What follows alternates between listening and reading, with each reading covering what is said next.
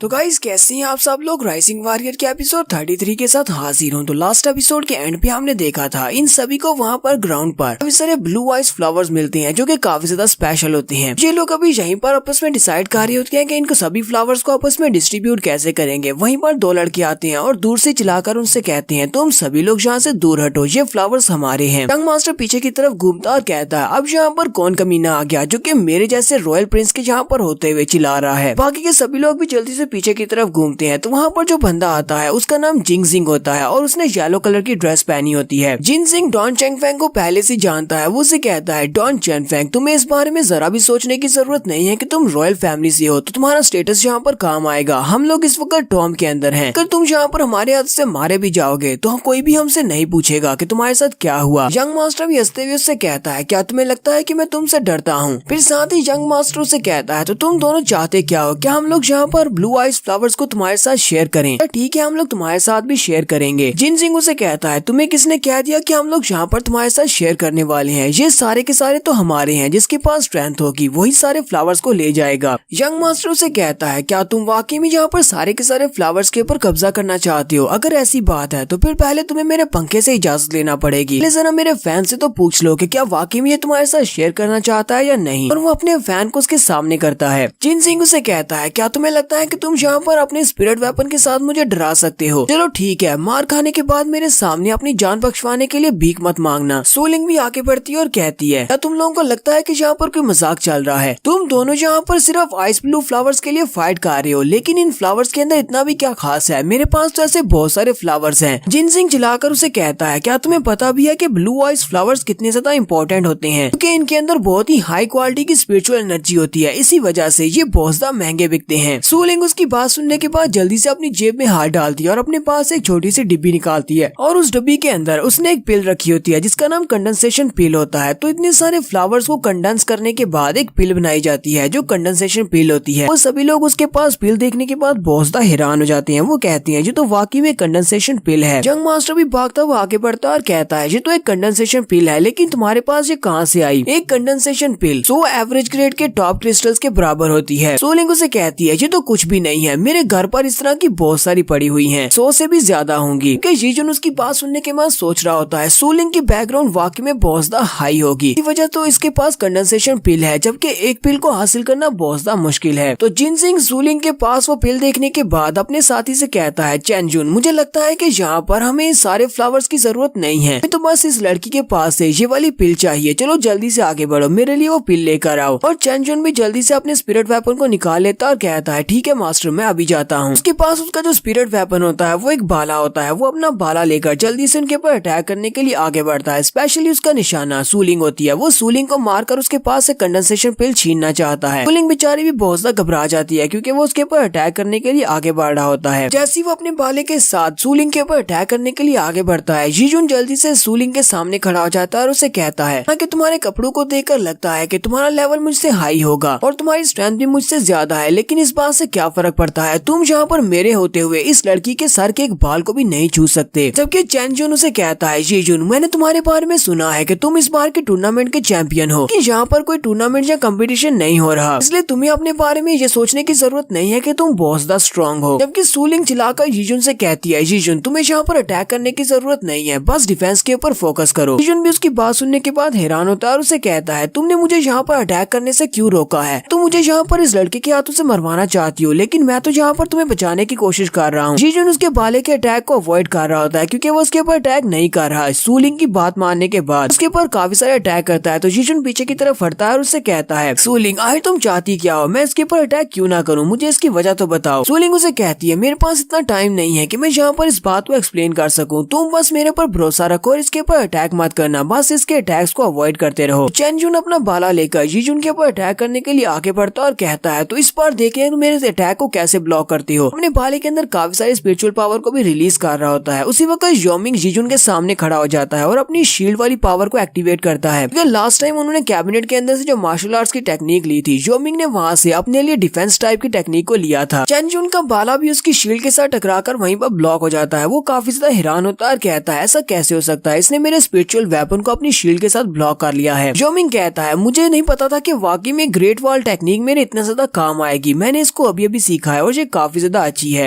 योमिंग उसे कहता है लड़के अब पास करो, तुम मेरी शील्ड को नहीं तोड़ पाओगे, चलो पीछे हट जाओ। और चेंजुन भी उसके ऊपर अटैक करने के बाद जब फेल हो जाता है वो पीछे की तरफ हट जाता है। योमिंग अपनी टेक्निक को लेकर काफी ज्यादा खुश होता है। जीजुन आगे बढ़ता है और कहता है योमिंग तुमने बहुत ही अच्छा किया, तुम तो वाकई में मेरे सबसे अच्छे प्रोटेक्टर हो। जबकि योमिंग उसे कहता है तुम्हें किसने कह दिया कि मैं यहाँ पर तुम्हारी प्रोटेक्शन के लिए हूँ। इसी वक्त उन्हें बहुत ही पावरफुल पावर महसूस होती है। वो लोग जल्दी से पीछे की तरफ घूमते हैं और कहते हैं अब ये पावर कहाँ से निकल रही है, लगता है यहाँ पर कोई लेजेंडरी स्पिरिट वेपन है, यहाँ पर कोई ऐसा बंदा है जिसका लेवल हमसे काफी हाई है। जिनजिंग वहाँ पर अपनी स्पिरिचुअल पावर को रिलीज करते हुए चेंजुन से कहता है चेंजुन तुमने मुझे बहुत ज्यादा डिसअपॉइंट किया, मुझे तो लगा था कि तुम मेरे लिए कंडेंसेशन पील को ले आओगे, लगता है कि तुम्हारी कल्टीवेशन अभी इतनी ज्यादा नहीं बढ़ी। लेकिन चलो खैर, अब मुझे खुद ही इस फाइट में इन्वॉल्व होना होगा और इन सभी को मारना होगा। मैं जिनजिंग इन सभी को यहाँ पर मारकर इनके पास जो भी ट्रेजर्स हैं वो सारे के सारे इनसे ले लूंगा। जीजुन उसकी पावर्स को रिलीज होते हुए देखकर कहता है ये तो अपनी कीप रिसेप्शन स्टेज पर है, यानी कि ये अपने 7th लेवल पर है, लेकिन ऐसा कैसे हो सकता है। टियान शिपिंग कहता है ऐसा नहीं हो सकता, कीप रिसेप्शन स्टेज के लोग यहाँ पर नहीं आ सकते। यंग मास्टर भी कहता है वहाँ पर बाहर ब्रदर यांग ने कहा था 7th लेवल से लोअर लेवल के बच्चे यहाँ पर एंटर हो सकते हैं, फिर ये बंदा यहाँ पर कैसे एंटर हुआ। तो जिनजिंग वहाँ पर अपनी पावर्स उनको शो करवाने के बाद साथ ही अपने पास स्पिरिट वेपन निकालता है और उसे कहता है तुम्हारे पास जो कंडेंसेशन पील है और उसके अलावा तुम्हारे पास जितने भी ट्रेजर्स हैं वो सारे के सारे जल्दी से मुझे दे दो, वरना मैं तुम सभी को मार डालूंगा। सूलिंग उसे कहती है मैं यहाँ से वापस जाने के बाद अपने डैड को तुम्हारे बारे में बताऊंगी, वो तुम्हें नहीं छोड़ेंगे। जिनजिंग उसे कहता है तुमने यहाँ पर ये बात कहकर मेरा दिल तोड़ दिया, इसलिए मुझे तुम सभी को यहीं पर मारना पड़ेगा ताकि तुम जाकर अपने डैड को ना बता सको। जिनजिंग जल्दी से अपनी बड़ी सी तलवार को निकालता है जिसका नाम ब्लैक वास्प स्वर्ड होता है और वो भी एक कॉमन स्पिरिट वेपन है। येजुन, योमिंग, टियानजिन और यंग मास्टर वो तीनों ही चलाकर कहते हैं इसके पास तो एक स्पिरिट वेपन है। सूलिंग कहती है ये तो एक बहुत ही कमजोर सा स्पिरिट वेपन है, मेरे डैड के पास तो इस तरह के बहुत सारे स्पिरिट वेपन्स हैं। तो जिनजिंग अपनी तलवार लेकर आगे की तरफ बढ़ता है और सूलिंग से कहता है अगर मैं यहाँ पर अपनी इस तलवार के साथ तुम्हारा गला काट दूं, ये तलवार कोई वीक तलवार तो ना हुई, ये भी एक बहुत ही रेयर स्पिरिट वेपन है। तो सूलिंग उसके सामने खड़ी होती है, जबकि उसी वक्त योमिंग भागता हुआ सूलिंग के सामने आ जाता है और अपनी शील्ड को एक्टिवेट करता है। लेकिन जिनजिंग का लेवल क्योंकि उससे हाई है, इसी वजह से उसकी तलवार में पावर भी ज्यादा होती है, उसकी शील्ड उसके सामने बिल्कुल भी नहीं टिक पाती। जिनजिंग की तलवार उसके कंधे के अंदर धंस जाती है, तो योमिंग उसके अटैक की वजह से काफी ज्यादा जख्मी हो जाता है और वहीं पर नीचे गिर जाता है, उसके कंधे से बहुत सारा ब्लड निकल रहा होता है। जीजुन भागता हुआ उसके पास आता है, उसे कहता है योमिंग क्या तुम ठीक हो। योमिंग उसे कहता है हाँ मैं बिल्कुल ठीक हूँ, पास एक छोटा सा स्क्रैच है। सूलिंग जल्दी से अपने पास स्पिरिट वाटर निकालती है और जीजुन से कहती है चलो जल्दी से इसको स्पिरिट वाटर पिला दो ताकि इसके जख्मों को हील किया जा सके। टियान और यंग मास्टर जल्दी से आगे बढ़ते हैं और कहते हैं हमें इस कमीने को सबक सिखाना पड़ेगा, वरना ये हम सभी को एक एक करके मार डालेगा। और वो दोनों इसके ऊपर अटैक करने के लिए आगे बढ़ते हैं। यंग मास्टर कहता है मेरे जैसे रॉयल प्रिंस के सामने तुम यहाँ पर मेरे दोस्तों के ऊपर अटैक नहीं कर सकते। जबकि जिनजिंग उन दोनों से कहता है तुम दोनों भी यहाँ पर बाकियों के साथ ही मरोगे, तुम्हें यहाँ पर ज्यादा टफ बनने की जरूरत नहीं है। जबकि सूलिंग फिर से चिल्लाकर उन दोनों से कहती है इसके ऊपर अटैक मत करना, बस इसके अटैक्स को डॉज करते रहो। टियान उसे कहता है क्या तुम यहाँ पर हमारे साथ मजाक कर रही हो। यंग मास्टर कहता है क्या तुम चाहती हो कि हम लोग यहाँ पर इसके हाथों से मारे जाएं। जीजुन उन दोनों से कहता है मुझे इस लड़की पर पूरा भरोसा है, तुम्हें भी मेरे ऊपर भरोसा होना चाहिए, मैं कह रहा हूँ कि अटैक मत करना। यंग मास्टर से कहता है जीजुन तुम तो बस इस छोटी लड़की को यहाँ पर इम्प्रेस करने की कोशिश कर रहे हो, लेकिन हम लोग तुम्हारी बात पर यकीन क्यों करें। वो दोनों पीछे की तरफ देख रहे होते हैं, जबकि उसी वक्त जिनजिन अपनी तलवार लेकर आगे बढ़ता है और कहता है तुम दोनों किस तरफ देख रहे हो। अपनी तलवार से यंग मास्टर के ऊपर अटैक करता है, तो यंग मास्टर अपने पंखे को सामने करते हुए उसके अटैक को ब्लॉक कर लेता है। जैसे यंग मास्टर उसके अटैक को ब्लॉक करता है, जिनजिन जल्दी से पीछे की तरफ घूमता है टियान शिपिंग के ऊपर अटैक करने के लिए। टियान शिपिंग भी अपनी स्पिरिट स्वॉर्ड को बाहर निकाल लेता है और उसके अटैक को ब्लॉक कर लेता है। जिनजिन कहता है लगता है कि तुम सभी लोग बहुत ज्यादा डरे हुए हो, इसलिए तुम दोनों यहाँ पर मेरे पर अटैक नहीं कर रहे, सिर्फ मेरे अटैक्स को ब्लॉक करने की कोशिश कर रहे हो। इसलिए अगर तुम दोनों यहाँ पर मेरे हाथों से मारे जाते हो तो बाद में ये मत कहना कि मैंने यहाँ पर तुम्हें बुली किया है, क्योंकि अगर तुम यहाँ पर मेरे अटैक्स को सिर्फ ब्लॉक ही करोगे तो तुम बहुत ही जल्दी मारे जाओगे। टियान शिपिंग अपनी तलवार के साथ उसके अटैक को ब्लॉक कर रहा होता है, जबकि यहाँ पर जिनजिंग अपनी बहुत सारी स्पिरिचुअल पावर को रिलीज कर रहा होता है। सूलिंग हंसते हुए उससे कहती है जिनजिंग तुम्हारा टाइम पूरा हो चुका है, एक्टिवेट हो रहा है। वो सभी लोग हैरान हो जाते हैं कि अब ये यहाँ पर किस बारे में बात कर रही है। जिनजिंग भी उसकी बात सुनने के बाद बहुत सा हैरान होता है। आसमान के ऊपर काफी सारे काले बादल छा जाते हैं। जिनजिंग जल्दी से ऊपर की तरफ देखता है और कहता है ये सब कुछ यहाँ पर क्या हो रहा है। एंजुन चिल्लाकर उसे कहता है ब्रदर जिनजिंग जल्दी से वहाँ से भागो, तुम्हारे ऊपर थंडर इलेक्ट्रिसिटी गिरने वाली है। लेकिन जैसे ही वहाँ से भागने लगता है उसी वक्त आसमान से उसके ऊपर एक लाइटनिंग बोल्ट गिरता है और उसी लाइटनिंग बोल्ट के साथ ही जिनजिन वहीं पर मर जाता है। यहाँ तक कि उसके हाथ में जो स्पेशल स्पिरिट वेपन होता है उसके भी टुकड़े टुकड़े हो जाते हैं, यानी कि वो लाइटनिंग बोल्ट इतना ज्यादा पावरफुल होता है। जिनजिन जिनजिन के वहाँ पर मरने के बाद सूलिंग आगे बढ़ती है और चैनजुन से कहती है तुम्हारा नाम चैनजुन है, क्या तुमने देखा कि मैं यहाँ पर क्या कर सकती हूँ? तो भी मेरे साथ पंगा लेगा, मैं उसके ऊपर बिजली गिराकर उसको मार डालूंगी। चलो अब जल्दी से भाग जाओ वरना तुम भी मारे जाओगे। चैनजुन जल्दी से वहाँ से भाग जाता है। जिनजिन के ऊपर लाइटनिंग कैसे गिरी ये तो हम लोग नेक्स्ट एपिसोड में जान पाएंगे। यहीं पर हम लोग अपनी एपिसोड 33 का एंड करेंगे। एपिसोड की एक्सप्लेनेशन अच्छी लगी हो तो कमेंट करके जरूर बताइएगा। चैनल को सब्सक्राइब कर दे, वीडियो को लाइक और शेयर कर दे। शुक्रिया।